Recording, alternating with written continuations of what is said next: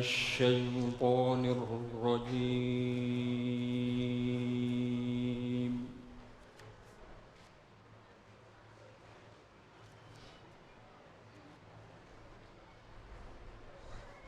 بسم الله الرحمن الرحيم.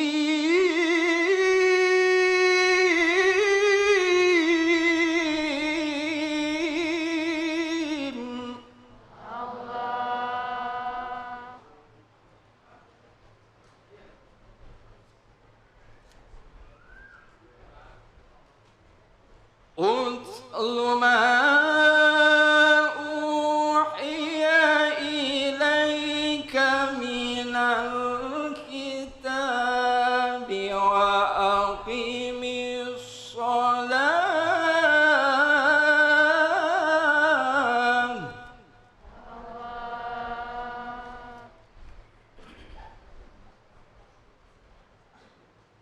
إن الصلاة تنهى عن الفحشاء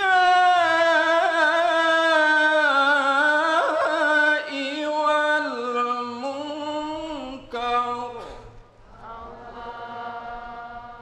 ولذكر الله أكبر.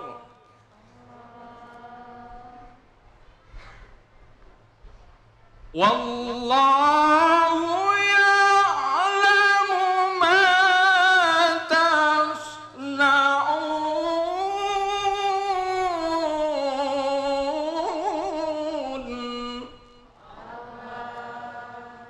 صدق الله العظيم.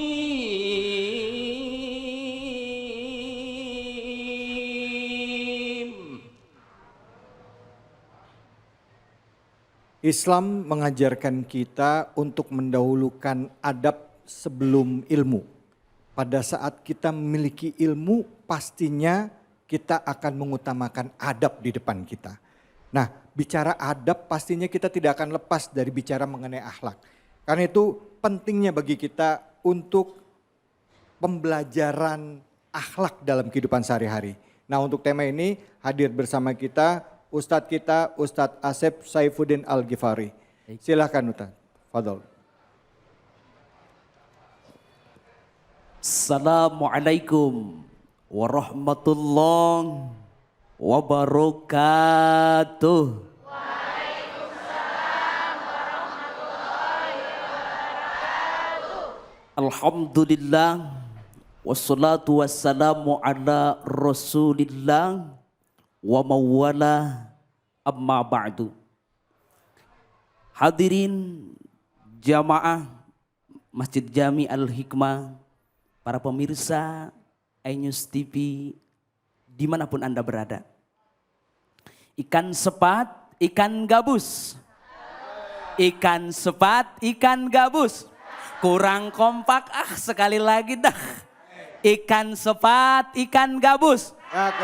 Terima kasih udah bilang saya cakap. Ya elah. Kenapa prank deh? Pantun. Hadirin hamba Allah kasih Rasul yang berbahagia.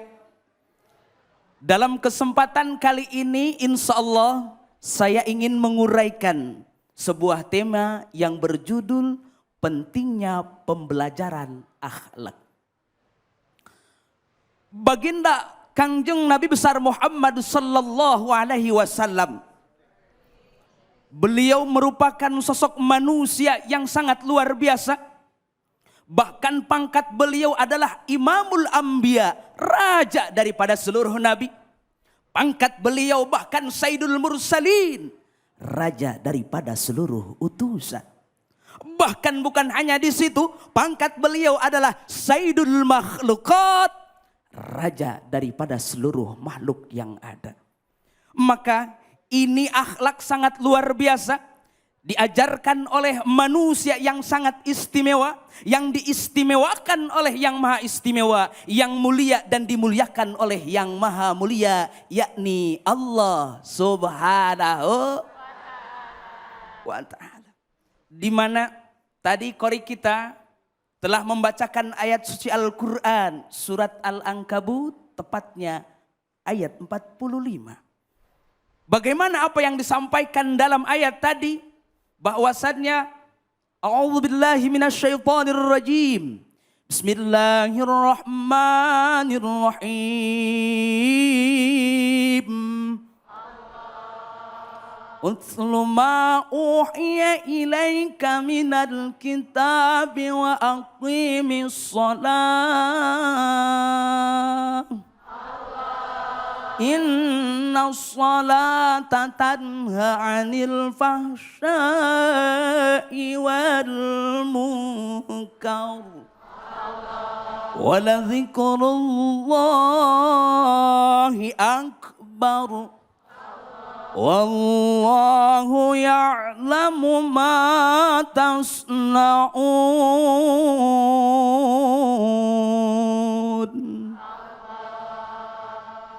Wallahu a'lam bimuradihi bidzalik. Begitu jelas ayat tadi menjelaskan bahwasannya utlu ma uhiya ilaika minal kitabi, bacalah ma'al Quran yang telah diwahyukan kepada engkau wahai Muhammad. Wa aqimis shalah, dirikanlah salat. Kenapa sebabnya? Inna sholata tanha 'anil fahsya'i wal munkar. Karena sesungguhnya salat itu mampu menjaga daripada perbuatan keji dan mungkar. Maka oleh karenanya ini ayat tadi subhanallah sungguh sangat luar biasa.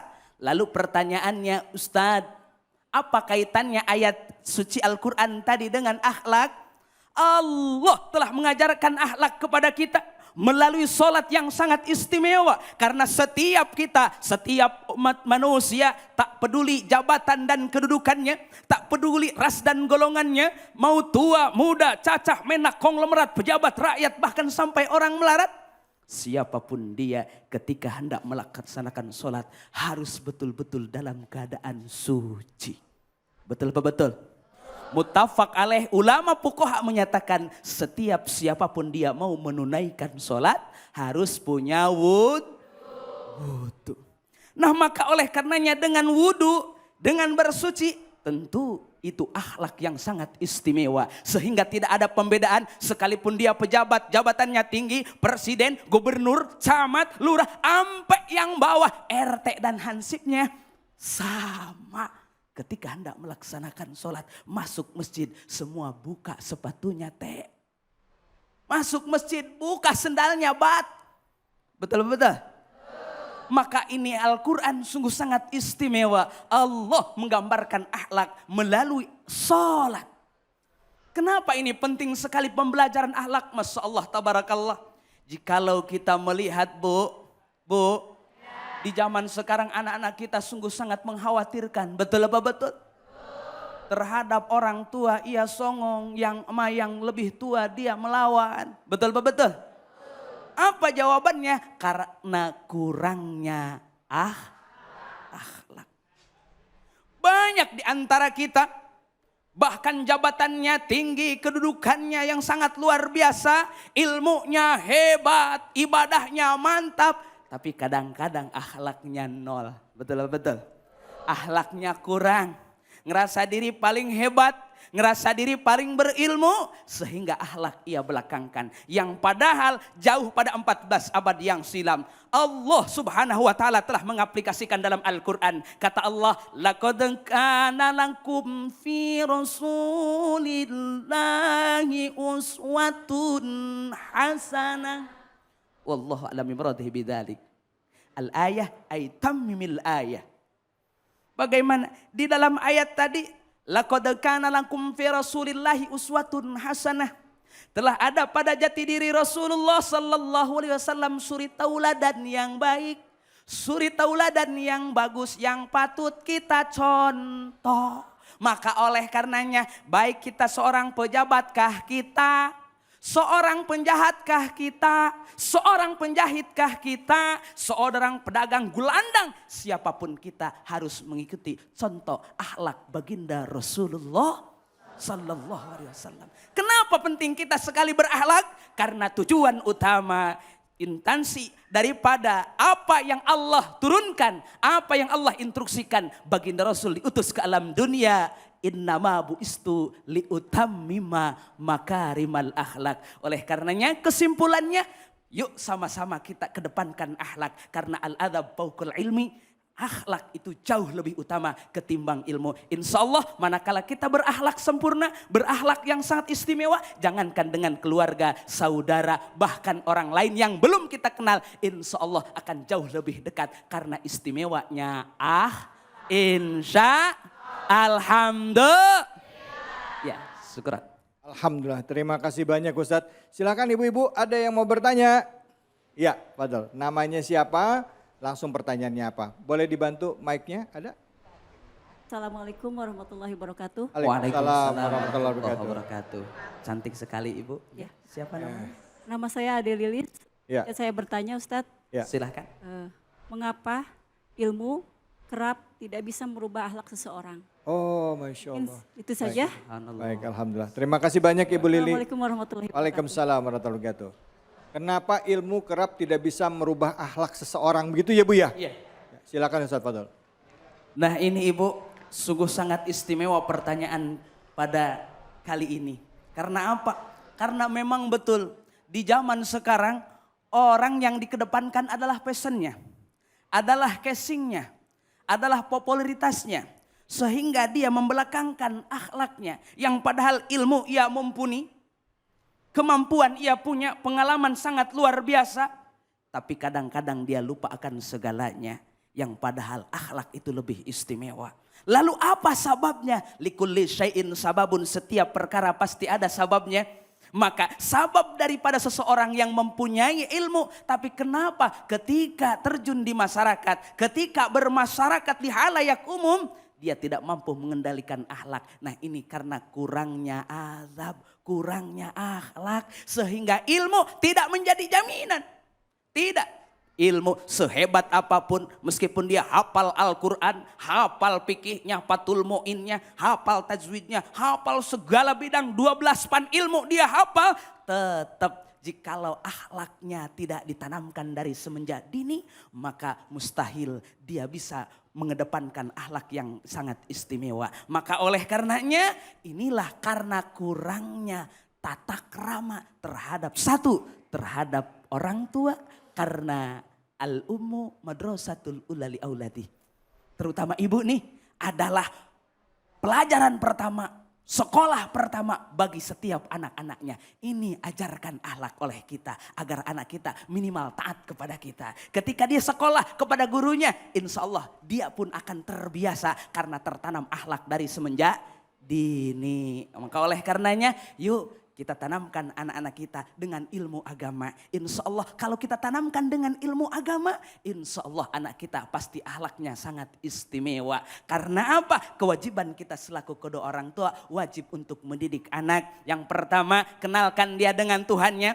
Siapa yang menciptakannya, kepada siapa ia harus berpedoman, kemana ia akan dikembalikan. Insya Allah anak kita kalau sudah paham itu semua, insya Allah akhlaknya akan terbangun dengan secara istimewa. Sehingga birokrasinya sangat terbangun dengan begitu hebat dan dahsyat. Insya Allah ia akan selamat dunia, selamat akhirat. Amin. Ya Allah, ya Rabbal Alamin. Alhamdulillah, terima kasih banyak Ustaz Asep Saifuddin Al-Ghifari. Terima kasih banyak pemirsa. Saya jadi ingat ada satu kutipan dari kitab Al-Hikam. Itu Ibnu Athaillah pernah mengatakan, mana yang kau pilih sebagai sahabatmu? Orang yang berilmu tapi tidak mampu menahan hawa nafsunya, atau orang yang kau anggap bodoh tapi si bodoh itu mampu menahan hawa nafsunya? Ilmu apa yang dimiliki si bodoh sehingga dia mampu menahan hawa nafsunya, dan ilmu apa yang dimiliki oleh si pintar tapi hawa nafsu menguasai dirinya. Nah, izinkan saya untuk membagikan informasi mengenai minyak gosok herbal multifungsi yang dapat digunakan sebagai pertolongan pertama pada penyakit di rumah. Nah, ini dia minyak herba wahid. Minyak herba wahid merupakan minyak gosok herbal multifungsi yang cocok digunakan untuk luka. Seperti luka memar, luka bengkak, luka bakar, luka panas, luka jatuh sampai luka digigit serangga. Nah, bisa juga dibalur saat perut kembung, masuk angin, pegel linu, rematik, atau sebagai minyak bekam. Dan yang paling utama, minyak herba wahid ini juga bisa untuk pijat saat capek dan pegal. Serta bisa untuk urut untuk terkilir, keseleo maupun encok. Cocok juga untuk dibalur pada anak-anak supaya anak tidak masuk angin, batuk pilek, dan demam. Minyak herba wahid multifungsi dan berkhasiat karena minyak herba wahid mengandung ekstrak brotowali, sambiloto, habatus saudah yang secara medis diketahui berfungsi sebagai antiinflamasi yang dapat menghilangkan gejala bengkak pada luka dan gejala pegal linu pada tubuh. Ya, ibu-ibu sudah ada yang punya pengalaman dengan minyak herba wahid? Ada ya. Mana? Ini. Oke, silahkan ibu. Ibu namanya siapa, tinggal di mana, anaknya berapa, suaminya siapa? Nama ibu? Ibu Lia. Ibu Lia. Ya, Ibu Lia punya pengalaman dengan minyak but-but ini? Iya, iya Mas David. Ya, boleh diceritakan Ibu pengalaman Ibu ini pertama ini kepada siapa? Kepada anak atau kepada suami atau kepada Ibu sendiri? Pada anak. Oh iya, boleh Ya. diceritakan Bu?